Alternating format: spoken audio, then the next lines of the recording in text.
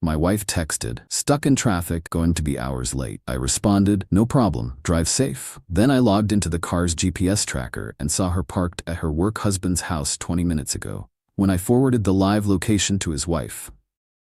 Alright folks, this is one of those stories where each time I tell it, someone says, "You should put this on Reddit." So, here I am. Fair warning, it's a roller coaster. I, 39M, have been married to Qley, 38F, for 12 years. We have 2 kids, 10M and 7F, a mortgage, the whole suburban dream package. I work in construction management, she's in corporate marketing. Up until about 6 months ago, I would have said we had a solid marriage. Not perfect, but stable. The kind where you finish each other's sentences and have inside jokes about the neighbor's weird garden gnome collection. The first warning sign came when Qley started mentioning this guy named Derek from work. Just casual stuff at first. Derek said the funniest thing in the meeting today, or Derek's idea saved us so much time on this project. Nothing that would raise alarm bells on its own. Then the term work husband started making appearances. "Oh, Derek is basically my work husband. He knows exactly how I take my coffee and always saves me a donut from the morning meetings." I hate that term. Always have. It's one of those modern phrases that tries to normalize what previous generations would have immediately recognized as inappropriate. But I didn't make a big deal out of it. Trust is important, right? Around month 3 of the Derek Chronicles, Qley started working late more often. Again, not unusual in her field. Marketing campaigns get hectic, deadlines loom, stuff happens. The late nights usually came with texts, "Swamped with the new client, probably here until 8, or "Team working late to finish the pitch, order pizza for the kids." Then the physical changes started. New haircut, new wardrobe, more makeup, more time at the gym. Classic signs, I know. But when you're in it, you tell yourself she's just practicing self-care or going through a phase. Fast forward to last Wednesday. Qley texts me around 5:30 p.m. "Stuck in horrible traffic on the highway. Accident has all lanes blocked. Going to be hours late. Don't wait up for dinner." My response? "No problem. Drive safe." But something felt off.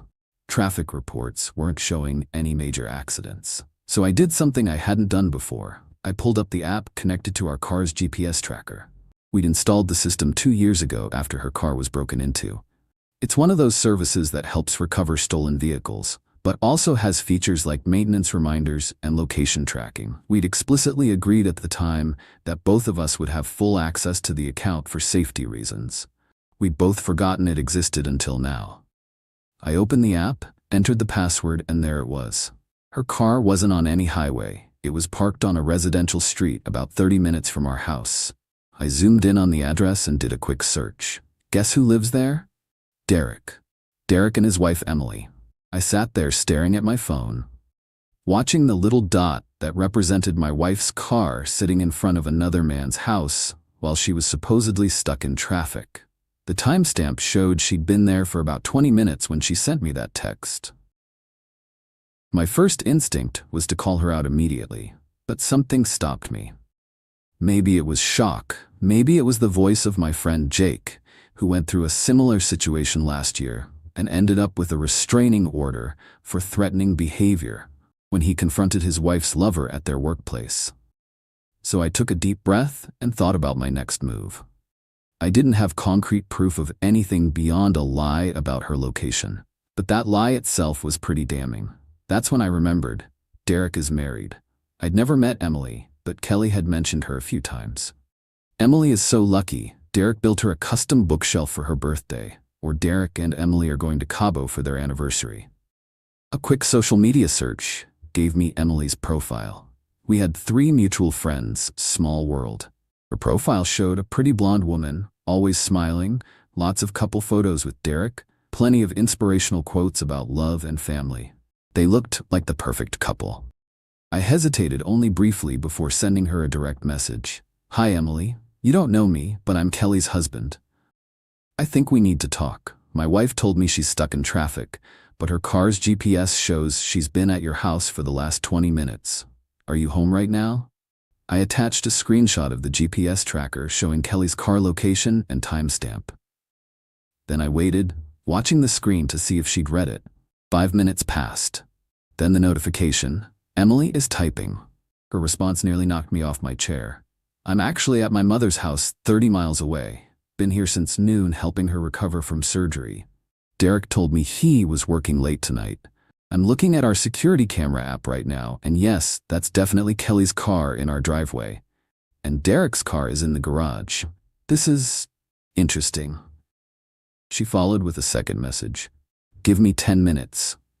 Those were the longest 10 minutes of my life. I paced around our kitchen, stopping occasionally to check that the GPS dot hadn't moved. It hadn't. Finally, Emily messaged again. "I just turned on the outdoor sprinkler system. We have a smart home setup I insisted on since Derek travels so much. If you check your wife's location in about 60 seconds, I bet it'll be moving." I stared at my phone in disbelief, then started laughing. This woman was a genius. Sure enough, about a minute later, the GPS dot began moving away from the house. Almost immediately, my phone buzzed with a text from Qley. "You won't believe what happened. The traffic finally cleared, but then my GPS took me through a weird neighborhood, and someone's sprinklers went haywire and soaked the car. I'm drenched, going to stop at the gym to change into workout clothes I have in my trunk. Be home in about an hour." I didn't respond. Instead, I went back to my conversation with Emily. "The dot is moving, and my wife just texted she got soaked by someone's sprinklers and is going to the gym to change. Thank you for that. What's your plan now?" Emily: "Oh, this is just the beginning. I've been suspicious for weeks but had no proof. Derek's been working late at least twice a week lately. Always comes home showered. Says the gym at work was part of his new routine. I actually believed him. What about you?" We ended up exchanging phone numbers and talking for almost 2 hours, comparing notes, timelines, suspicious behavior. The pattern was clear. They'd been seeing each other for at least 2 months, possibly longer. By the time Qley got home, exactly an hour and 10 minutes after her sprinkler text, Emily and I had a plan. Qley walked in looking perfectly composed, hair done, fresh makeup, certainly not like someone who'd been caught in a surprise sprinkler attack. She gave me a quick kiss on the cheek and launched into a dramatic retelling of her terrible commute and the bizarre sprinkler incident. I nodded along, asking all the expected questions. Which highway was closed? She said I-95, which hadn't had any major incidents that day. Whose house was it with the sprinklers? She claimed not to know, just some random neighborhood her GPS routed her through. Each lie dug her deeper. The next morning I acted completely normal. Made coffee, kissed her goodbye, told her to have a good day at work. Then I took the day off and met Emily for breakfast at a diner halfway between our homes. In person, Emily was even more impressive than over the phone. Calm, focused, with a glint of controlled fury in her eyes. She'd brought a folder with her, printouts of text messages she'd recovered from their cell phone account, credit card statements showing mysterious charges, calendar screenshots with suspicious work meetings highlighted. Derek's not very smart about covering his tracks, she explained. He uses the same password for everything, and he's linked his phone to our home computer. I've had access to his texts for weeks, but I was waiting for irrefutable evidence before making a move. Together we formulated what we called Operation Public Service Announcement. The goal wasn't just to expose them, but to do it in a way that would leave no doubt, no room for gaslighting, and ideally provide some measure of satisfaction for us. The plan hinged on one key factor: a company party scheduled at Qley's workplace that Friday night. Spouses were invited. Derek would be there. Emily had been planning to attend with him. I was supposed to go with Qley. Perfect timing. For the next 2 days, I maintained the status quo at home. Qley seemed completely unsuspicious. If anything, she was especially attentive and affectionate, which I now recognized as guilt compensation. Friday arrived. Qley spent extra time getting ready, choosing a new dress I'd never seen before. I complimented her sincerely. No point letting on that anything was amiss. We arrived at the venue, an upscale hotel with a ballroom rented for the occasion. Qley immediately began scanning the room, then lit up when she spotted Derek. She tried to be subtle about it, but her entire demeanor changed. "There's Derek and Emily," she said casually. "Let me introduce you." We walked over to where Derek, tall, gym-fit, expensive watch, stood with Emily, who gave me a barely perceptible nod. Derek, Emily, this is my husband Mark, Qley said. Derek shook my hand firmly. Great to finally meet you, man. Qley talks about you and the kids all the time. I smiled. Funny, she talks about you all the time too. Derek's smile faltered slightly. Emily looped her arm through Derek's. Honey, why don't you get us some drinks? Qley, would you mind showing me where the restroom is? As the women walked away, I engaged Derek in seemingly innocent conversation about his role at the company, how long he'd worked there, typical small talk. All the while, I was watching the time. Emily had said she needed exactly 7 minutes. At the 6-minute mark, I steered Derek toward a quieter corner of the room. So Derek, how long have you been sleeping with my wife? His face went through about 5 expressions in 2 seconds. What? Man, I don't know what you're talking about. Really? That's the route you're going? Because I have GPS records showing Qley's car at your house on Wednesday when she told me she was stuck in traffic. And Emily has quite a collection of your text messages. Very explicit stuff. He paled, then rallied. Look, it's not what you think. We're just friends who... Who what? Friends who happen to get naked together when your wife is at her mother's and my kids are waiting for their mom to come home? Derek glanced around nervously. Keep your voice down, man. We can talk about this like adults. Oh, I am being an adult who caught his wife and her work husband in a lie. Speaking of which, I nodded toward the large screen at the front of the room where presentations were supposed to be shown later. It had just lit up with a PowerPoint slide that read, "A special presentation" in elegant font. Emily had returned and was standing near the AV booth. As the company's event coordinator, she had legitimate access to the presentation equipment for the evening. She caught my eye and pressed a button on her phone. The slide changed to show a text message conversation, one that was unmistakably between Qley and Derek, with their names and profile pictures clearly visible. The content was explicit, discussing their Wednesday meetup and how they'd have to be more careful with location since I had almost caught on once. The message was sent using the company's internal messaging system, which had clear policies stating that all communications were subject to monitoring and had no expectation of privacy. The room went completely silent. Then came the murmurs. Qley, who had been chatting with colleagues across the room, hadn't noticed at first. Then, someone touched her arm and pointed. She turned, saw the screen, and her hand flew to her mouth. The slides continued, a curated selection of their exchanges on the company system, including date and timestamps. Nothing pornographic. Emily and I had agreed to keep it professional, but more than enough to make it clear what was happening. The final slide was simple. Any questions? Asked Derek or Qley, or their spouses, who just found out. The company's HR director rushed to the AV station and shut down the presentation, but it was too late. Every person in that room had seen the evidence. Derek stormed over to Emily. "What the hell is wrong with you?" he hissed. Emily smiled serenely. "Nothing's wrong with me, not anymore. Your stuff will be on the front lawn by morning." Qley approached us, tears streaming down her face. "Mark, I can explain." "No need," I said quietly. "Your location history already did." We left separately. Qley tried calling me 17 times that night. I stayed at a hotel and turned off my phone. The aftermath was messy, as you'd expect. Qley showed up at her parents' house where I'd taken the kids for the weekend. There was crying, pleading, promises to change. The kids were confused and upset. I maintained as much dignity as possible and kept them shielded from the worst of it. Over the following weeks, the standard separation chaos ensued. Qley moved in with her sister. I filed for divorce. The kids stayed primarily with me since our house is closer to their school. Derek was fired immediately after a brief investigation. Turns out the company had a zero-tolerance policy about supervisors dating subordinates, which he'd conveniently failed to mention in all of this. Yes, he was technically her boss, adding another layer of inappropriateness to the whole thing. He also had 2 previous warnings in his HR file about professional boundaries, which sealed his fate. Qley faced disciplinary action too, including a formal reprimand and a 30-day probation period. She wasn't fired immediately due to company policy differences between supervisors and subordinates in these situations. After the investigation concluded, she was transferred to a different department with a demotion. Emily and I kept in touch, supporting each other through the parallel divorce proceedings. She handled hers with the same efficiency she'd shown with the sprinkler system. Derek apparently didn't even contest her terms after she presented his lawyer with the complete file of evidence she'd gathered.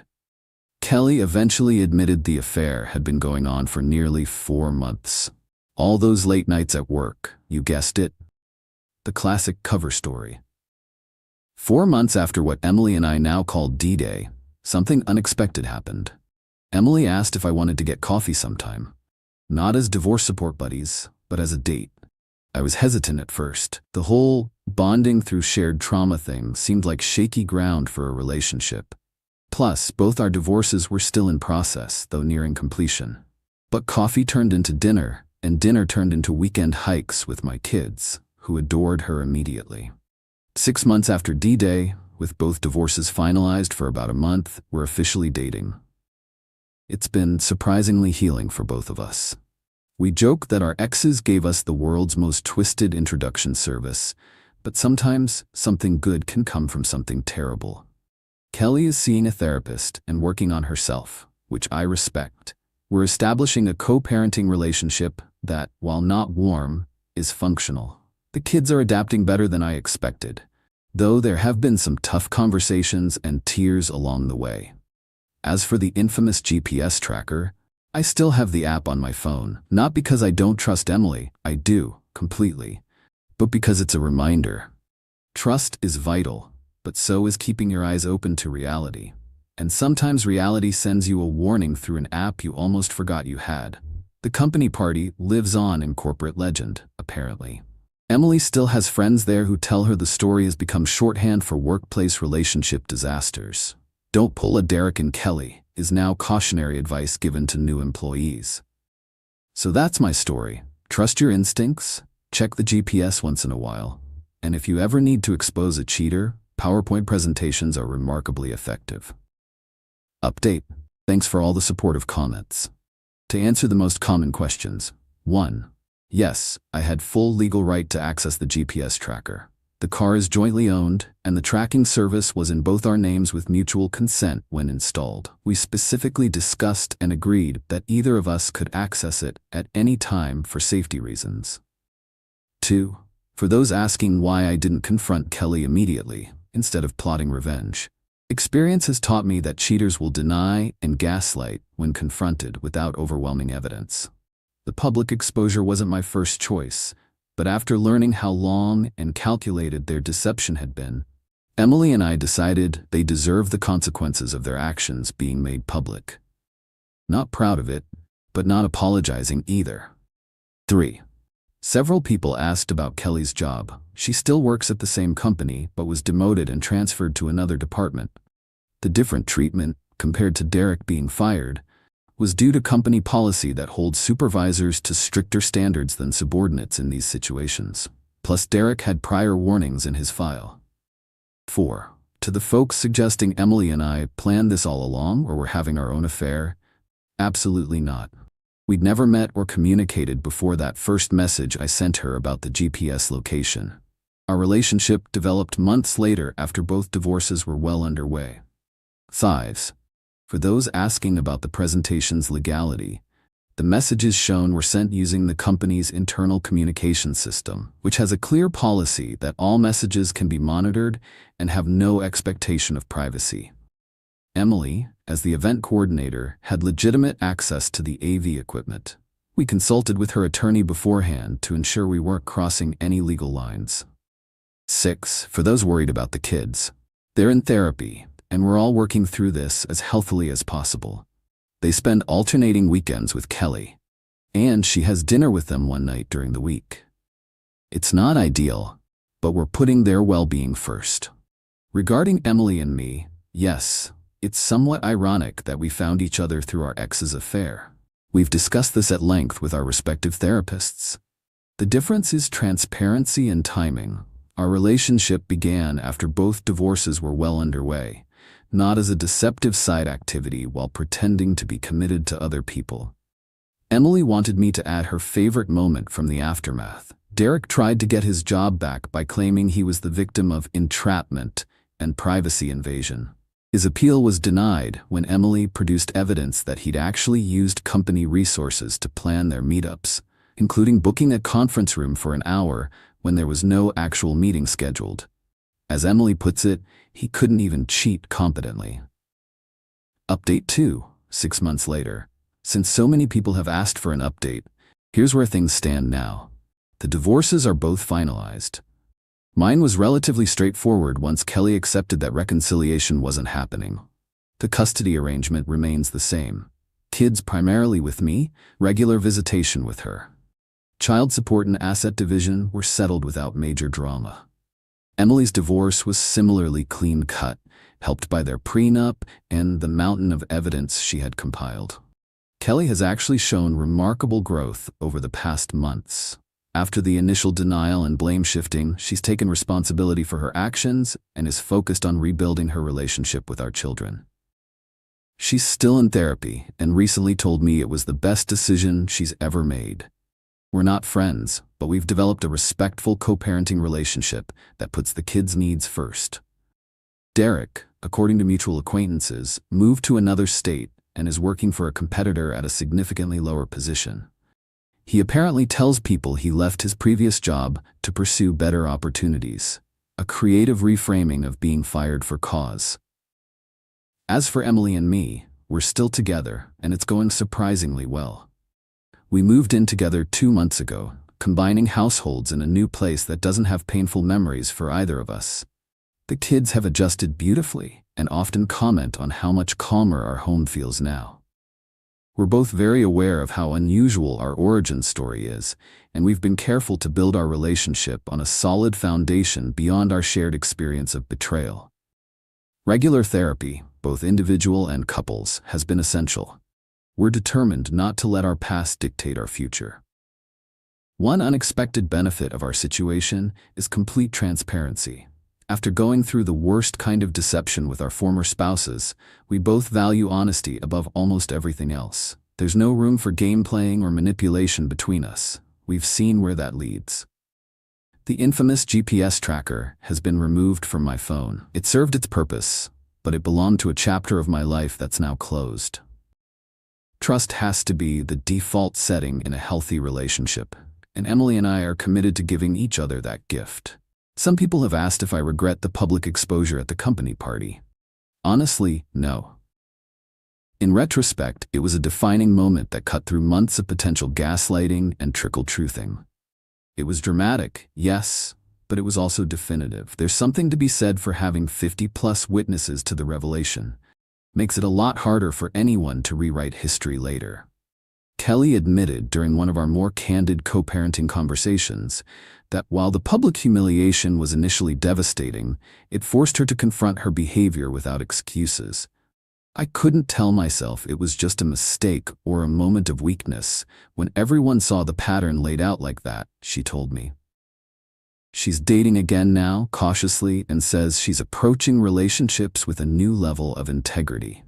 The most surprising development came last month when my daughter asked if Emily would be my new wife someday. When I asked how she'd feel about that, she said, "I think it would be good." You laugh more now, out of the mouths of babes, as they say. So that's where we stand.